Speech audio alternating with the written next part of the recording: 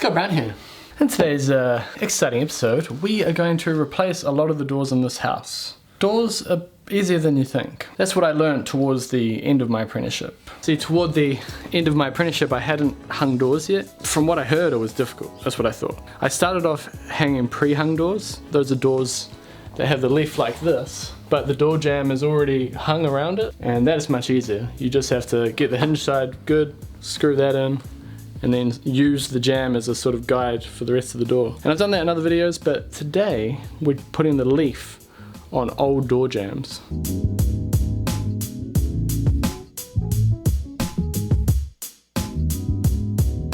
These are upside down 4-panel doors. That small panel is usually at the bottom and the tall panel is usually at the top. These are hollow core doors, MDF skin that's made to look like a mortise and tenon door. So most of the strength is in the frame, but then wherever your handle is, they add an extra bit of timber.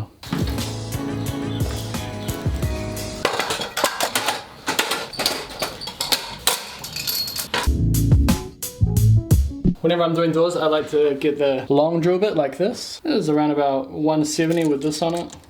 That just helps when you're trying to get into these corners. You kind of tucked into the corner like that, and sometimes you end up rubbing the door stop, and you don't want to do that.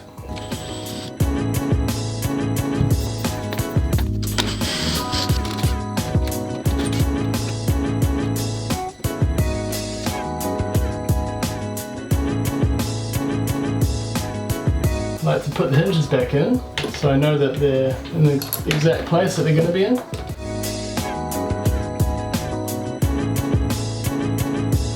Just got to trim the door lengthways and heightwise. It's not exact. Old houses. Old houses.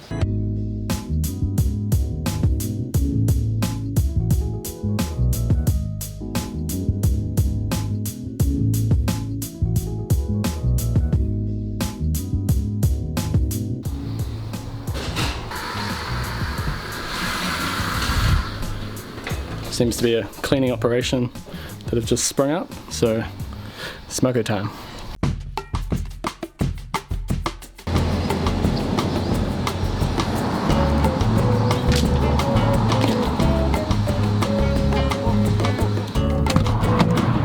So that first door, I had to trim the top and the bottom, and I trimmed both the top and the bottom because those doors are hollow core.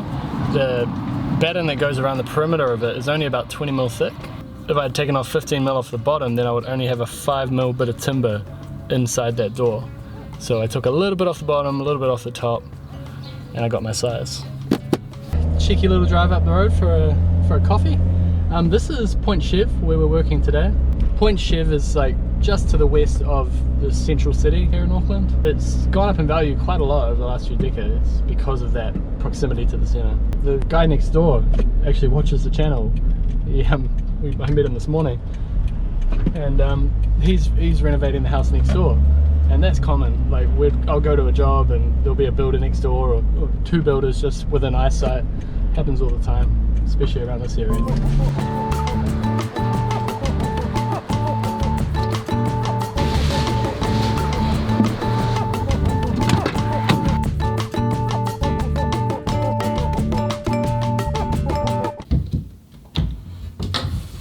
Alright, because I'm getting paid as a professional carpenter, I have to do this efficiently, so I'm doing all the steps together. I'm going to take this one off, cut it to size.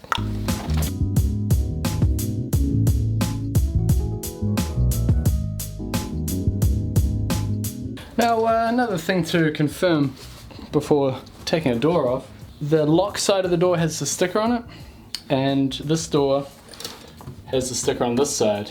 That's the hinge side. This door wants to go like that. But it also can't do that because this here has an angle on it. See the light through there? This point here is further in than this point, and then that point shouldn't hit the jamb. That's the idea of the angle. So by flipping this door around, it makes the angle go the wrong way. Now I could just cut a new angle, but then I'm taking a significant amount of width off the door, and the gap will be huge if I do that. I'll mention the problem to the owner.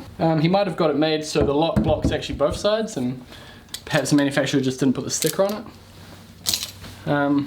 But we'll see.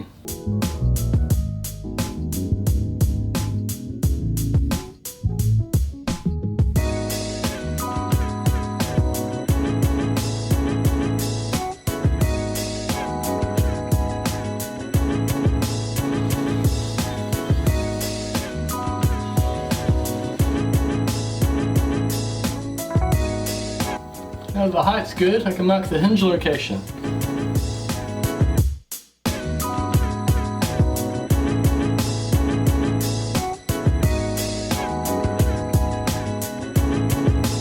Here's another way that you can mark the hinge. You just put the hinge out here like that, butt the door up into it, make sure the height's good.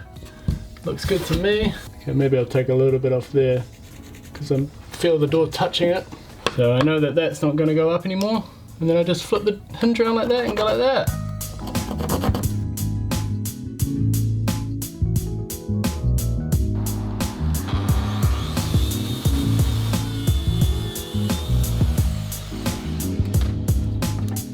Alright, now that we have marked a few of the doors, we can get the router out.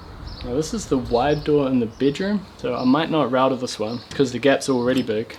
But I will use my marks to, get the exact hinge location. But for the ones that I am routering, I have this little router bit here. See that there? It's got a little wheel here and the blade here, and I'll show you how that works in a sec.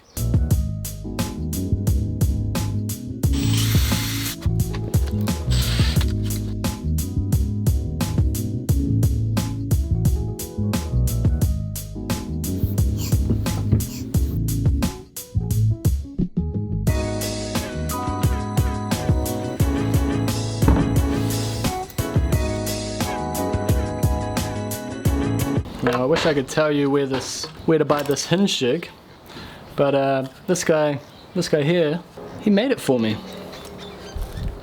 Here's his logo there. I've had it for over a year, but I haven't really used it. So it goes on like that.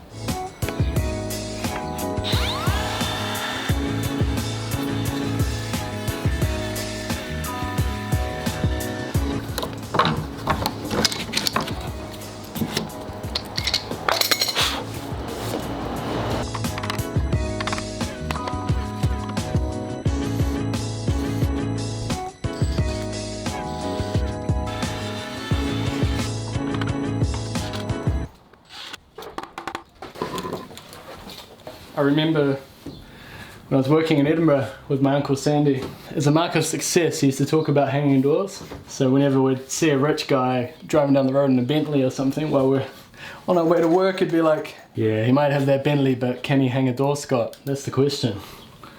Like, hanging a door was the ultimate. Yeah, but can he hang a door? Perfection, perfection. Oh my god. Yeah. You might have a Bentley, pal, but can you hang a door? Huh? Can you hang a door?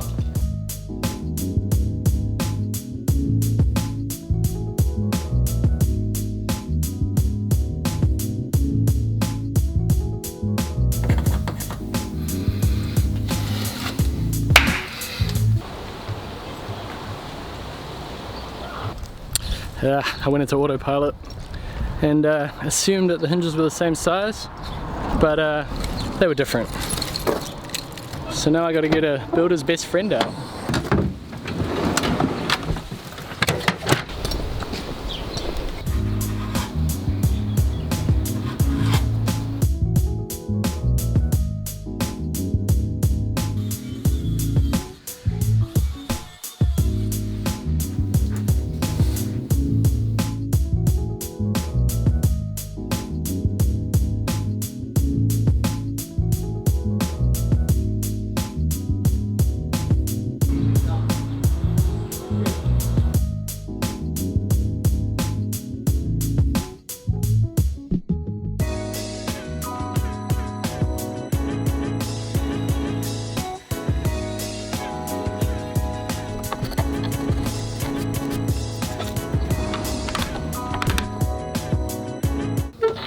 what door hanging tips do you have? I'm always keen to find more efficient ways, or just ways that are more fun even.